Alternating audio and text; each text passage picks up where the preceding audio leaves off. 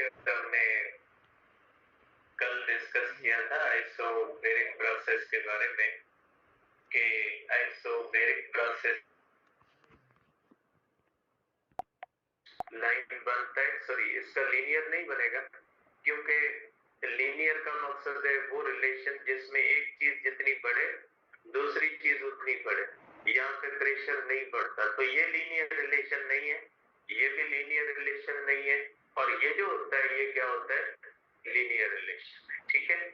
और दूसरी बात कि इसके लिए आप ये फार्मूला भी इस्तेमाल कर सकते हैं कि हम ये फार्मूला इस्तेमाल करते हैं बेटा, P power gamma is equal to constant. ये फार्मूला हर उस प्रोसेस के लिए इस्तेमाल किया जाता है जिसमें प्रेशर और वॉल्यूम के अंदर रिलेशंस होते हैं, और इसके लिए जो गामा की वैल्यू होती है वो होती है 0। आइसोबैरिक प्रोसेस का जो ये गामा होता है, गामा को हम कहते हैं पॉलीट्रॉपिक इंडेक्स, पॉलीट्रॉपिक इंडेक्स, और ये जो होता है इसकी वैल्यू होती है 0। अब पता है कि अगर हम इस तरह से 0 करें तो ये हो जाएगा हमारे पास P is equal to constant. इसका मतलब ये हुआ कि इस प्रोसेस के अंदर प्रेशर जो होता है वो क्या रहता है, कांस्टेंट रहता है। तो ये जो PV power gamma is equal to constant वाला रिलेशन है, ये हर उस प्रोसेस के लिए इस्तेमाल किया जा सकता है जिस प्रोसेस के अंदर प्रेशर और वॉल्यूम की चेंजेस के साथ हम डील करते हैं, और ऐसे प्रोसेस को हम कहते हैं पॉलीट्रॉपिक प्रोसेस। और पॉलीट्रॉपिक प्रोसेस के अंदर आप ये जनरल फार्मूला हम इस्तेमाल करते हैं, और इसके अंदर ये जो गामा होता है इसको हम क्या कहते हैं, पॉलीट्रॉपिक इंडेक्स कहते हैं। और ये जो बॉयल्स लॉ के लिए होता है, ये बॉयल्स लॉ के लिए होता है 1 इज इक्वल, इसलिए ये इक्वेशन जो होती है वो कन्वर्ट होके क्या बन जाती है, P is equal to constant. तो इन ग्राफ्स को थोड़ा माइंड में रखिएगा कि ये ग्राफ जो होते हैं प्रेशर और वॉल्यूम का किस तरह से बनता है, टेम्परेचर और वॉल्यूम का कैसे बनता है, या प्रेशर और टेम्परेचर का कैसे बनता है, तो इसको थोड़ा ध्यान में रखिएगा। अब हम पढ़ते हैं हमारा जो नेक्स्ट बेटा जो टॉपिक आज होगा, उसके अंदर पहले हम पढ़ते हैं आइसोथर्मल प्रोसेस। देखिए आइसोथर्मल प्रोसेस, बेटा आइसोथर्मल प्रोसेस का मतलब क्या होता है, आपको पता है बेटा कि ऐसा process in which temperature process in which temperature constant। बेटा ऐसा प्रोसेस जिस टेम्परेचर कांस्टेंट रहता है, तो ऐसे प्रोसेस को हम थर्मल प्रोसेस। एक चीज इस्तेमाल होती है बेटा, हॉट रिजर्वायर या हीट रिजर्वायर। ये हीट रिजर्वायर क्या होता है,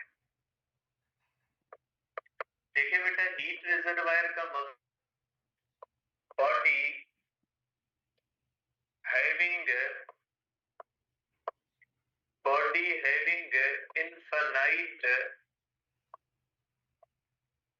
having infinite thermal capacity which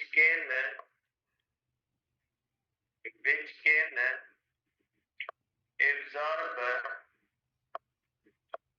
or release heat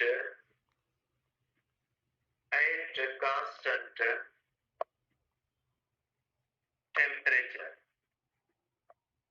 बेटा कोई भी ऐसी बॉडी जिसकी हीट कैपेसिटी इनफाइनाइट हो, हीट कैपेसिटी इनफाइनाइट का मकसद है जब उसको हम हीट देंगे तो वो हीट एब्जॉर्ब करेगी, लेकिन उसका अपना टेम्परेचर जो होता है वो बढ़ता नहीं है, ठीक है। और अगर उससे हीट हम लेंगे तो वो हीट देगी, लेकिन उसका अपना टेम्परेचर फॉल नहीं करता, क्योंकि उसकी हीट कैपेसिटी जो होती है वो इनफाइनाइट होती है। इनफाइनाइट का मकसद है जितनी हीट हम देंगे तो वो कांस्टेंट टेम्परेचर पे ले लेगी बॉडी, और जितनी हीट उससे लेंगे उतनी वो कांस्टेंट टेम्परेचर पे हमें वापस दे देगी। तो ऐसी बॉडी को हम कहते हैं हीट रिजर्वायर या हॉट रिजर्वायर, HR जिसको कहते हैं। और उसकी जो हीट कैपेसिटी होती है वो इनफाइनाइट हम कंसीडर करते हैं। अब सपोज हमारे पास इस तरह से एक हम प्रोसेस करते हैं आइसोथर्मल एक्सपेंशन। देखिए, सपोज करें हमारे पास एक थर्मोडायनेमिक सिस्टम है, इसको हमने कनेक्ट किया हुआ है हीट रिजर्वायर से। या कह लें कि ये एक ऐसी बॉडी है जिसको हम कहते हैं कि ये हीट रिजर्वायर है, HR है, ठीक है। अब अगर हम इसको इस तरह से कहते हैं कि इसका प्रेशर P1 है, V1 है और टेम्परेचर T1 है, ये हमारे पास एक थर्मोडायनेमिक सिस्टम है जिसका प्रेशर P1 है, वॉल्यूम V1 है और टेम्परेचर T1 है। आप इसका प्रेशर यहाँ पे इस तरह से बना दें कि ये हमारे पास इसका जो है वो प्रेशर, ठीक है। अब हम क्या करते हैं, सपोज करें कि इसका प्रेशर हम कम करते हैं। अगर प्रेशर कम करेंगे तो ये गैस जो होगी वो एक्सपेंड करेगी, और एक्सपेंड होने से इसका अंदर टेम्परेचर क्या हो जाएगा, फॉल करेगा। और यहाँ पे हीट रिजर्वायर जो होगा वो हीट फ्लो करवाएगा, और हीट फ्लो करने से इसका टेम्परेचर वापस क्या हो जाएगा, मेंटेन हो। ये एक्सपेंड करता जाएगा, इसका अंदर टेम्परेचर फॉल करने की कोशिश करेगा, तो हीट रिजर्वायर क्या करेगा, बाहर से हीट प्रोवाइड करेगा और अंदर का टेम्परेचर फॉल करने नहीं देगा, ठीक है। तो हीट रिजर्वायर का एक्सपेंशन के अंदर रोल क्या होता है कि जब गैस एक्सपेंड करती है, जब सिस्टम एक्सपेंड करता है, तो उसका अंदर टेम्परेचर जो होता है वो फॉल करने नहीं देता, क्योंकि इसके अंदर हमने टेम्परेचर जो रखना होता है वो हमने कांस्टेंट रखना होता है, ठीक है। तो इस तरह से हीट रिजर्वायर की हेल्प से हम इस थर्मोडायनेमिक सिस्टम का जो टेम्परेचर होता है वो कांस्टेंट रखते हैं। लेकिन इसके लिए जरूरी है कि ये जो प्रोसेस हो ये स्लोली हो, क्योंकि बेस से जो इस थर्मोडायनेमिक सिस्टम में जो हीट रिजर्वायर से हीट फ्लो करेगी वो थ्रो बेस करेगी, और बेस से जो हीट फ्लो करेगी वो थ्रो कंडक्शन करेगी। और आपको पता है जो कंडक्शन होती है वो slowest mode of heat transfer होता है, और कंडक्शन के थ्रू जो हीट होती है ट्रांसफर वो स्लोली हीट ट्रांसफर होती है। इसलिए ये प्रोसेस जो होता है वो वेरी स्लोली करना है, ताकि स्लोली गैस एक्सपेंड करे, और टेम्परेचर अगर फॉल करने की भी कोशिश करे तो भी हीट रिजर्वायर उसको कंटिन्यूअसली मेंटेन करता है। अब इसी तरह से अगर हम इसकी करते हैं कंप्रेशन, इसके अंदर दोनों होती है कि सपोज करें अगर हम आइसोथर्मल कंप्रेशन करें और ये सिस्टम चला जाता है V2 और टेम्परेचर T1 पे, अगर इसी तरह से हम इसकी करें कंप्रेशन, अगर हम इस तरह से कंप्रेशन करते हैं तो हम इसको एक ऐसी बॉडी पे रखते हैं जिसको हम कोल्ड रिजर्वायर कहते हैं। जब ये हॉट रिजर्वायर हीट देता है तो HR बनता है, जब ये हीट लेता है तो क्या बनता है, CR बनता है, ठीक है, कोल्ड रिजर्वायर बनता है।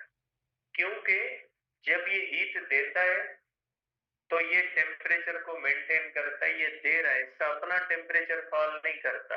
और जब ये हीट लेगा तो ये कोल्ड रिजर्वायर कहलाएगा, क्योंकि ये हीट ले रहा है और इसका टेम्परेचर अपना बढ़ेगा नहीं।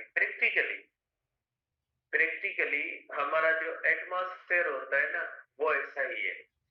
अगर हम हमारे एटमॉस्फेयर को कुछ हीट दे देते हैं तो उसका टेम्परेचर नहीं बढ़ता, अगर उससे कुछ ले भी लेते हैं तो उसका टेम्परेचर भी कम नहीं होता। तो प्रैक्टिकली आप कहोगे कि ये हमारा जो एटमॉस्फेयर होता है ये बिहेव करता है लाइक अ हीट रिजर्वायर या कोल्ड रिजर्वायर। ये हमसे हीट ले भी लेता है और हम इसको इससे हीट ले भी लेते हैं, लेकिन इसके अपने टेम्परेचर के ऊपर कोई भी फर्क नहीं पड़ता। तो ये हमें हीट देता है या लेता है कांस्टेंट टेम्परेचर। तो जब ये इसके अंदर कंप्रेशन होती है, जब इसके अंदर इस तरह से कंप्रेशन होती है, pressure P1 volume V1 temperature T1, तो जब प्रेशर बढ़ता है और कंप्रेशन होती है P2 V2 T1, तो इसमें से हीट बाहर आती है, तो ये हीट को वापस लेता है। और नतीजा ये होता है कि अगर ये कंप्रेशन करनी है तो भी स्लोली करनी है, क्योंकि अगर इसको क्विकली हमने कंप्रेस कर दिया, अगर क्विकली कंप्रेस करेंगे तो हम जो वर्क करेंगे वो इसकी इंटरनल एनर्जी में चला जाएगा और इसका टेम्परेचर बढ़ जाएगा। अगर हम स्लोली करेंगे तो ये जो हमारा वर्क होगा ये इंटरनल एनर्जी से होता हुआ हीट की सूरत में बाहर आ जाएगा। ठीक है, तो जब कंप्रेशन होती है तो हमारा जो वर्क होता है वो हीट की सूरत में बाहर आता है, और जब एक्सपेंशन होती है तो जो हीट होती है वो वर्क की सूरत में बाहर होती है। तो ये थर्मोडायनेमिक सिस्टम जो होता है वो दोनों काम करता है, हीट को वर्क में कन्वर्ट कर सकता है और वर्क को किस में कन्वर्ट कर सकता है, हीट के अंदर। दोनों काम करते हैं। अब अगर इसको ग्राफ के ऊपर हम प्लॉट करें तो एक्सपेंशन का ग्राफ इस तरह से बनता है बेटा।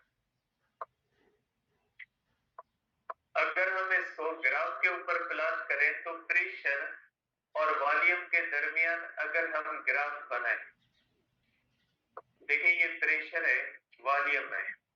अब इसके अंदर देखें, पहले वॉल्यूम कम होता है और प्रेशर क्या होता है, ज्यादा होता है। तो आप पढ़ोगे कि ये हमारे पास वॉल्यूम V1 है और ये प्रेशर P1 है। अब अगर हम बनाएंगे तो इसकी इनिशियल स्टेट होगी P1, V1 और T1। उसके बाद प्रेशर P2 जो होता है वो कम होता है, जबकि वॉल्यूम V2 जो होता है वो बढ़ जाता है। इसलिए इसकी जो सेकंड पोजीशन होगी वो P2 V2 T1 होगी। तो इसका ग्राफ जो बनेगा वो इस तरह से बनेगा, इसका एरो नीचे की तरफ बनेगा। और ये ग्राफ जो होता है ये पैराबोलिक और हाइपरबोलिक कर्व आप कहते हैं इसको। ये जो इस तरह का ग्राफ होता है ये पैराबोलिक या हाइपरबोलिक कर्व कहलाता है। ये कर्व्ड ग्राफ है, लाइक अ बॉयल्स लॉ। क्योंकि आपको पता है कि इसके अंदर बॉयल्स लॉ जो होता है वो वैलिड होता है, क्योंकि प्रेशर और वॉल्यूम का रिलेशन होता है यहाँ पे एट कांस्टेंट टेम्परेचर। तो अगर प्रेशर और वॉल्यूम की आपस में हम ताल्लुक देखें एट कांस्टेंट टेम्परेचर, तो वो क्या बन जाता है, तो वो बॉयल्स लॉ बन जाता है।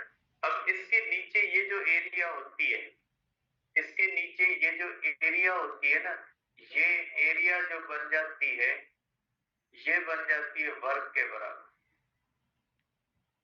ये जो एरिया अंडर कर्व होती है ना, इसको हम कहते हैं कि ये एरिया वर्क के बराबर होती है। इस सिस्टम ने कितना वर्क किया है ये हमें मिलता है यहां से बेटा। ये जो एरिया होती है ना,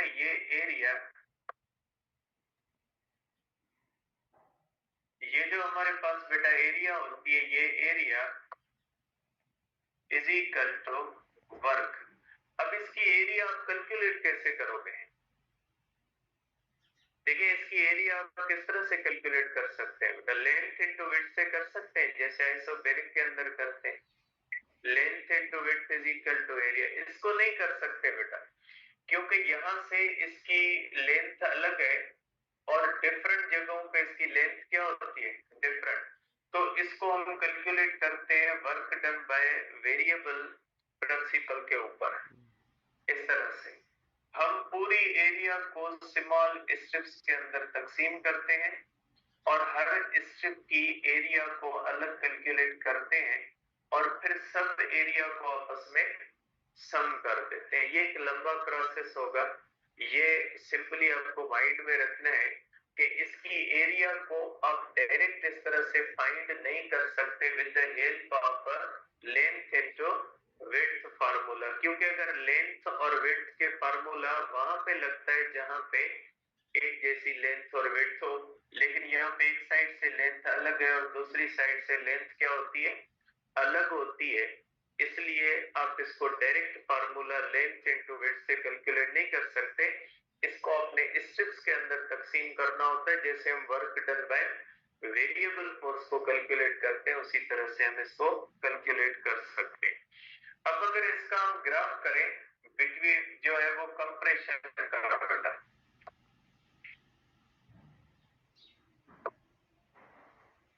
अगर कंप्रेशन का ग्राफ हम करेंगे बेटा तो इसका ये बनता है, प्रेशर और वॉल्यूम का जो ग्राफ बनता है वो इस तरह से बनता है। ग्राफ वैसे ही कर्व्ड लाइन बनेगा, लेकिन एरो जो होगा वो ऊपर की तरफ होगा। ये ए है और ये बी है, और यहाँ पे ये ए है और ये पॉइंट कौन सी हो जाएगी, बी हो जाएगी।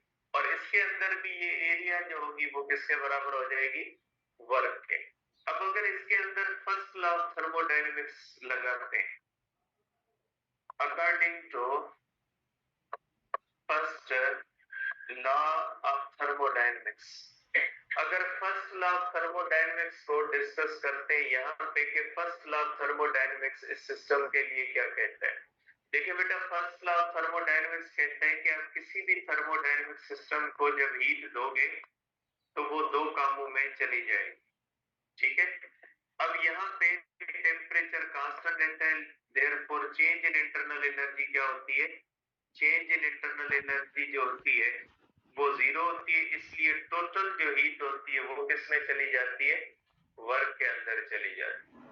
ये आपको फर्स्ट लॉ ऑफ थर्मोडायनेमिक्स कहता है कि अगर कोई आप ऐसा प्रोसेस करोगे जिसके अंदर टेम्परेचर कांस्टेंट रखोगे और अगर आइसोथर्मली गैस को एक्सपेंड करोगे या आइसोथर्मली गैस को कंप्रेस करोगे तो जितनी भी आपके पास गिवन हीट होगी वो टोटल जो होगी वो किसमें कन्वर्ट हो जाएगी, वो वर्क में कन्वर्ट हो जाएगी। मीन इसमें कोई भी हिस्सा जो होगा वो इंटरनल एनर्जी की चेंज के अंदर नहीं जाएगा, होल गिवन हीट जो होगी वो वर्क के अंदर कन्वर्ट हो जाएगी।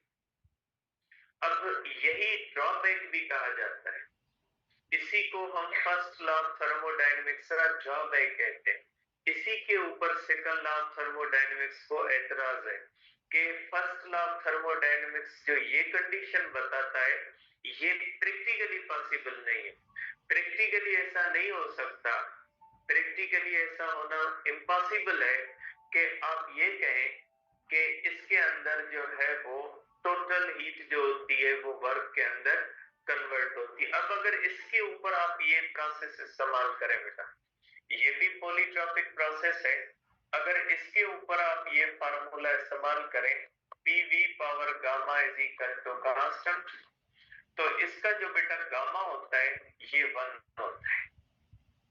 इसके लिए हम जो गामा लेते हैं वो 1 लेते हैं, और अगर आप पीवी पावर 1 करोगे तो ये आपके पास हो जाएगा PV power 1 is equal to constant होगा, तो आप कह सकते हैं PV is equal to constant. इस तरह से आप इसके अंदर लगा सकते हैं। इसके अंदर वर्क का फार्मूला जो होता है बेटा वो पी डेल्टा वी नहीं लगता।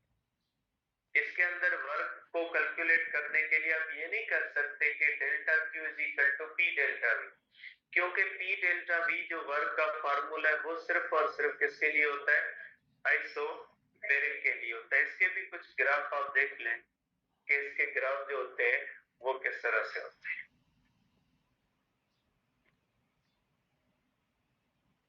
देखिए ये हमारे पास इसके ग्राफ्स होते हैं। अगर आप इसको देखते हो तो आपको पता है कि यहाँ पे जो होता है पीवी इज इक्वल टू आप एन आर टीबी लगा सकते हैं। ये ग्राफ है, ये ग्राफ जो होता है ये हम डिस्कस कर चुके हैं कि ये ग्राफ किसके दरमियान होता है, प्रेशर और वॉल्यूम के दरमियान होता है। इसका जो ये ग्राफ होता है इसको हम कहते हैं पैराबोलिक या हाइपरबोलिक कर्व। ज्यादातर हम इसको हाइपरबोला कहते हैं। हाइपरबोला के अंदर 2 कर्व होते हैं और पैराबोला के अंदर एक कर्व होता है।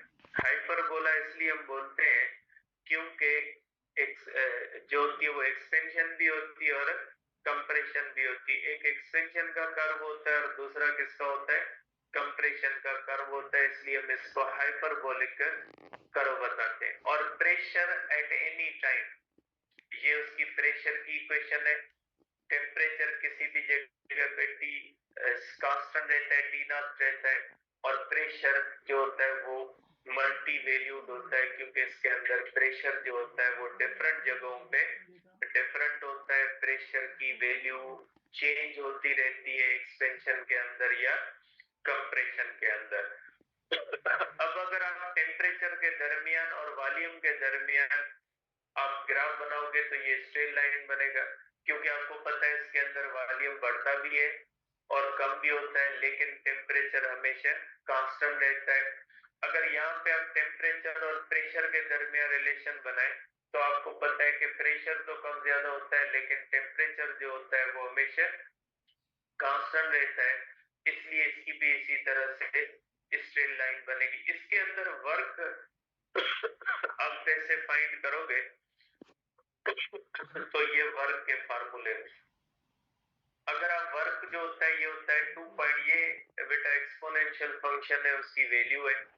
यहाँ तक इतना है नहीं, मैंने जस्ट फार्मूला लिखा है ताकि आपके माइंड में ये चीज होनी चाहिए कि आप पी डेल्टा भी इस्तेमाल नहीं करते, और इस फार्मूले को इस्तेमाल करके आपके लिए कैलकुलेशन भी नहीं, क्योंकि ये फार्मूला लॉग पे जाएगा और लॉग की मुख्तलिफ वैल्यूज जो होती है उसके लिए आपको कैलकुलेटर की जरूरत पड़ेगी। सिंपली मैंने इसलिए यहाँ पे लिखा है ताकि आपको ये चीज माइंड में रहे कि इसके जो वर्क के फार्मूले वो लॉग में जाते, क्योंकि ये कर्व्ड है ना, ये एक्सपोनेंशियल इन नेचर, हम इसको कहते हैं एक्सपोनेंशियल इन नेचर, ये लीनियर इन नेचर नहीं है, ये एक्सपोनेंशियल इन नेचर है। जब एक्सपोनेंशियल इन नेचर कोई चीज होती है ना तो हम लॉगरिथम इस्तेमाल करते हैं।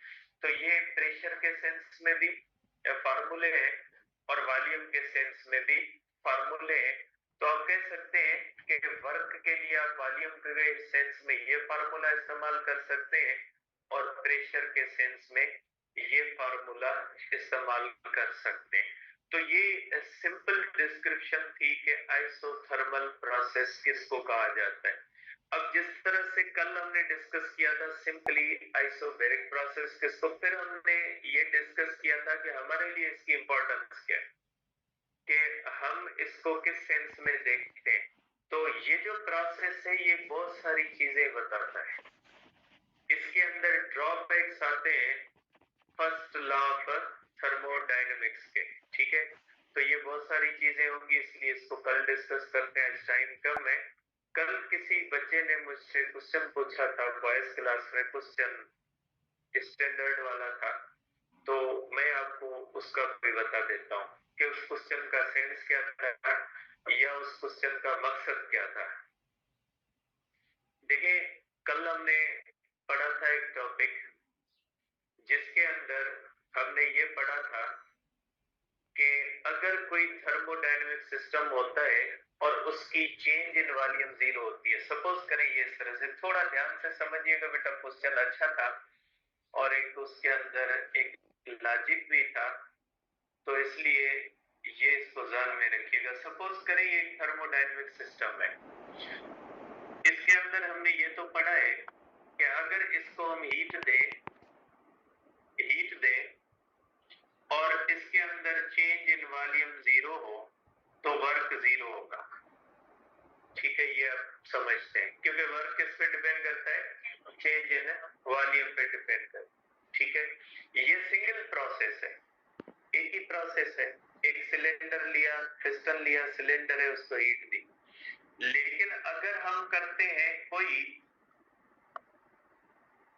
अगर हम साइक्लिक प्रोसेस करते हैं बेटा, अगर हम कोई भी साइक्लिक प्रोसेस करते हैं, साइक्लिक प्रोसेस सिंगल प्रोसेस नहीं होता, साइक्लिक प्रोसेस के अंदर कोई चीज मुख्तलिफ मरहलों से गुजरती है। जैसे आपने पढ़ा है कि ये जो कार्नोट इंजन होता है इसके अंदर भी साइक्लिक प्रोसेस होता है, पहले आइसोथर्मल एक्सपेंशन होती है, एडियाबैटिक एक्सपेंशन होती है, आइसोथर्मल कंप्रेशन होती है, एडियाबैटिक कंप्रेशन होती है, एक